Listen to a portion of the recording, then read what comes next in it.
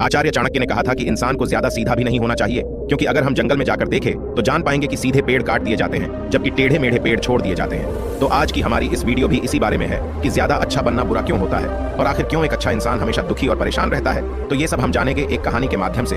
एक बार एक व्यक्ति बौद्ध भिक्षु के पास आता है और कहता है, मास्टर, मैं एक बहुत ही सीधा और अच्छा व्यक्ति हूँ, इतना सीधा कि आपने आज से पहले मुझसे सीधा व्यक्ति नहीं देखा होगा। मैं हमेशा ही सबकी मदद करने की कोशिश करता हूँ, सबको खुश रखने की कोशिश करता हूँ, लेकिन सब मेरा फायदा उठाते हैं, मेरा मजाक बनाते हैं और कोई भी मुझे गंभीरता से नहीं लेता। यहाँ तक कि मेरे घर वाले भी मेरी इज्जत नहीं करते और ना ही घर के किसी महत्वपूर्ण काम में मेरी राय लेते, जबकि अपने दोनों भाइयों की तुलना में मैं सबसे ज्यादा काम भी करता हूँ, घर वालों की बात भी मानता हूँ, माँ बाप की सेवा भी करता हूँ और घर के सभी लोगों को खुश रखने की कोशिश करता हूँ, लेकिन मेरी भावनाओं को कोई भी नहीं समझता, सब मेरा फायदा उठाते हैं। आखिर मेरे साथ ही ऐसा क्यों होता है?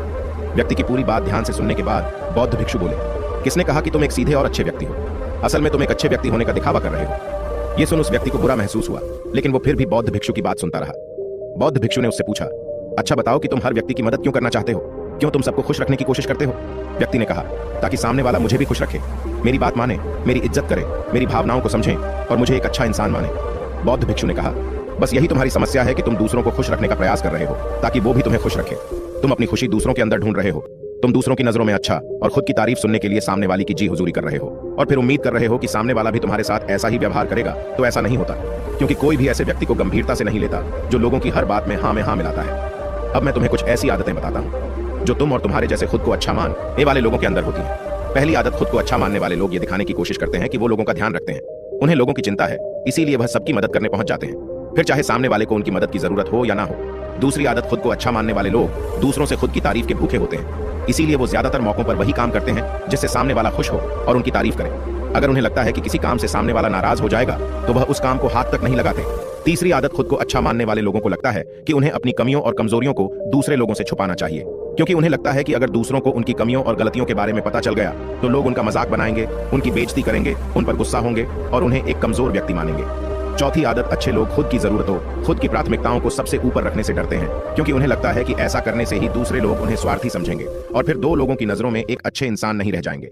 पांचवी आदत, खुद को अच्छा समझने वाले लोग मानते हैं कि वो केवल तभी खुश रह सकते हैं जब उनके आसपास का हर इंसान खुश रहे, इसीलिए वो अपने आसपास के हर व्यक्ति को खुश रखने की कोशिश करते हैं। अब तुम्हें सुनने में लग सकता है कि इन आदतों में क्या बुराई है, सबका भला करना तो अच्छी बात है, लेकिन समस्या यह है कि खुद को अच्छा समझने वाले लोग असल में जैसे दिखते हैं वैसे होते नहीं, ये अंदर से कुछ और ही होते हैं। जैसे कि पहला, अच्छाई का दिखावा करने वाले लोग ज्यादातर मौकों पर ईमानदार नहीं होते, क्योंकि वो अच्छा बनने के चक्कर में दूसरों की बुराई को भी छिपा देते हैं। सामने वाले को कभी भी उसकी गलतियां नहीं बताते और केवल वही बोलते और करते हैं जिससे सामने वाला खुश रहे। दूसरा, खुद को अच्छा समझने वाले लोग दूसरों को खुश करने के पीछे इतने पागल होते हैं कि वो कई बार जरूरी और दूसरों के लिए महत्वपूर्ण बातों और कामों को भी उनसे छिपा कर रखते हैं और उन्हें बताते नहीं ताकि सामने वाला उनसे खुश रहे। तीसरा, अच्छे लोग अपनी जरूरतों और कामों को महत्व नहीं देते, इसीलिए ये दूसरों से सीधे अपना काम करवाने से घबराते हैं, जिसकी वजह से ये दूसरे लोगों के साथ चालाकी करने की कोशिश करते हैं, अपने जरूरी कामों को रवाने के लिए भी, जैसे कि सामने वाले की चापलूसी करना या फिर उसके किसी काम के बहाने अपना काम भी कर लेना। चौथा, खुद को अच्छा मानने वाले लोग केवल पानी की उम्मीद से ही कुछ देते हैं।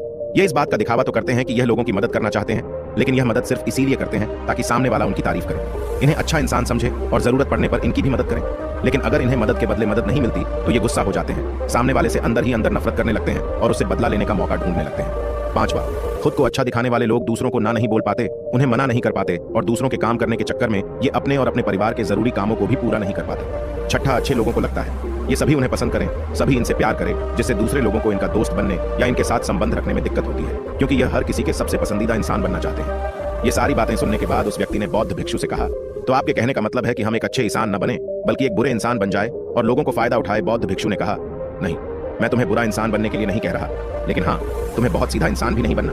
अब मैं तुम्हें बताता हूँ कि एक व्यक्ति को कैसा इंसान बनने का प्रयास करना चाहिए। दोस्तों, इंसानी स्वभाव और उसकी अच्छाई व बुराई के बारे में अगर सबसे ज्यादा किसी ने बात की है तो वो है अखंड भारत के निर्माता, राजनीति के महामंडित आचार्य चाणक्य, जिन्होंने अपनी किताब चाणक्य नीति में इंसानी स्वभाव और दुनिया भर की तमाम चीजों के बारे में विस्तार से चर्चा की है।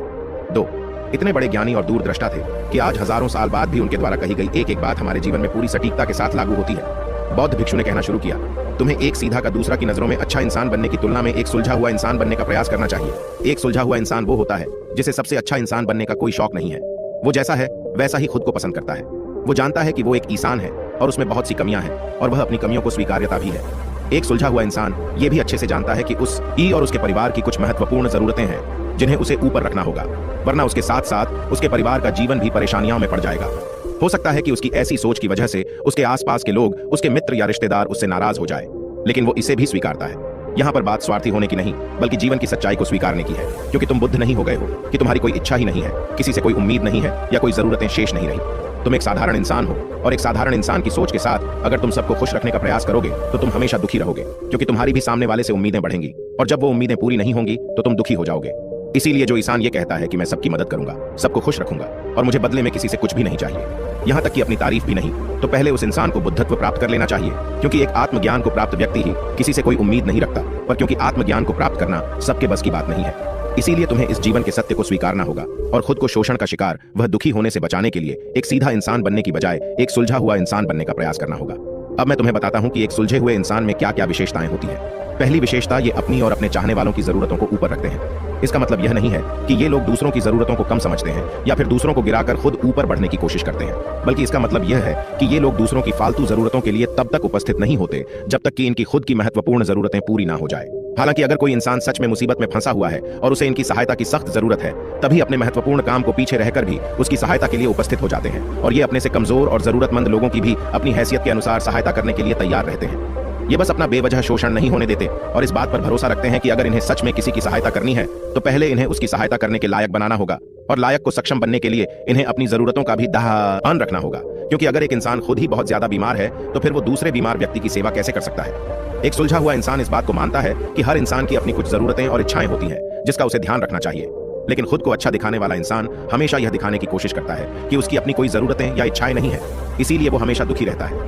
दूसरी विशेषता, एक सुलझा हुआ इंसान इस बात को अच्छे से जानता है कि वो अपने आसपास के हर इंसान को खुश नहीं रख सकता, इसीलिए वो केवल उसी इंसान को खुश रखने का प्रयास करता है जो उसके लिए मायने रखते हैं, जो सच में उससे प्यार करता है, उसकी परवाह करता है। लेकिन अगर उसकी बहुत कोशिश करने के बाद भी सामने वाला उससे दूरी बनाने का प्रयास करता है, उससे खुश नहीं रहता या फिर उसके साथ सहज महसूस नहीं करता, तो फिर एक सुलझा हुआ इंसान ऐसे व्यक्ति से दूरी बनाने से भी पीछे नहीं हटता, फिर चाहे वो उसका कोई परिवारजन, सगा संबंधी या फिर मित्र क्यों ना हो, क्योंकि वो किसी से जबरदस्ती नहीं कर सकता, सिर्फ उसे खुश रखने या सामने वाले की नजरों में अच्छा इंसान बनने के लिए। इस तरह वो खुद को बेवजह दुखी होने से बचा लेता है। लेकिन जो अच्छा होने का दिखावा करते हैं वो सबको खुश करने के चक्कर में अपने जीवन के सबसे महत्वपूर्ण इंसान को ही दुखी कर बैठते हैं, जो कि वो खुद है। तीसरी विशेषता, एक सुलझा हुआ इंसान वैसा जीवन जीने का प्रयास करता है जैसा वो जीना चाहता है। वो सिर्फ किसी दूसरे को खुश करने के लिए अपने जीने का तरीका नहीं बदलता। इसका मतलब यह नहीं है कि उनके जीने का तरीका ऐसा है जिससे लोगों को समस्या हो, वो बस दूसरे क्या कहेंगे इस चक्कर में अपना मन मार कर नहीं रहता और खुलकर पूरे जोश और उत्साह के साथ अपना जीवन जीता है। उसे अपनी पसंद नापसंद पता होती है, इसीलिए वो वही करता है जिसमें उसे खुशी मिलती है। उसे अच्छे से पता होता है कि वो कौन है, उसे अपने आप पे भरोसा होता है, इसीलिए उसे किसी इंसान की छोटी चापलूसी करके खुद को अच्छा दिखाने या खुद की तारीफ सुनने की जरूरत नहीं होती। जेन मिस्टर ने आगे कहा, अगर तुम अपने जीवन से संतुष्ट नहीं हो तो अपने आप से 2 प्रश्न पूछो। पहला, क्या मैं अपने लिए वो जिंदगी बना रहा हूं जो मैं असल में अपने लिए चाहता हूं? और दूसरा, अगर मैं नहीं बना रहा तो क्यों नहीं बना रहा? जब तुम इन दोनों सवालों के बारे में गहराई से विचार करोगे तब तुम अन पाओगे कि तुम अपनी मनचाही जिंदगी सिर्फ इसलिए नहीं बना पा रहे हो क्योंकि तुम दूसरों के सामने अच्छा बनने का प्रयास कर रहे हो, जिसकी वजह से तुम अपनी इच्छाओं और जरूरतों को प्राथमिकता नहीं देते हो और दूसरों को ही खुश करने में लगे रहते हो। इसीलिए अगर तुम एक खुशहाल और मनचाहे जिंदगी जीना चाहते हो तो एक सुलझा हुआ इंसान बनने का प्रयास करो, न कि सीधा इंसान। इतना कहकर बौद्ध भिक्षु मौन हो गए। व्यक्ति को भी अब समझ आ चुका था कि उसे एक सुलझा हुआ इंसान बनना है, न कि सीधा। उसने इतनी अमूल्य जानकारी के लिए बौद्ध भिक्षु का धन्यवाद किया और वहां से चला गया।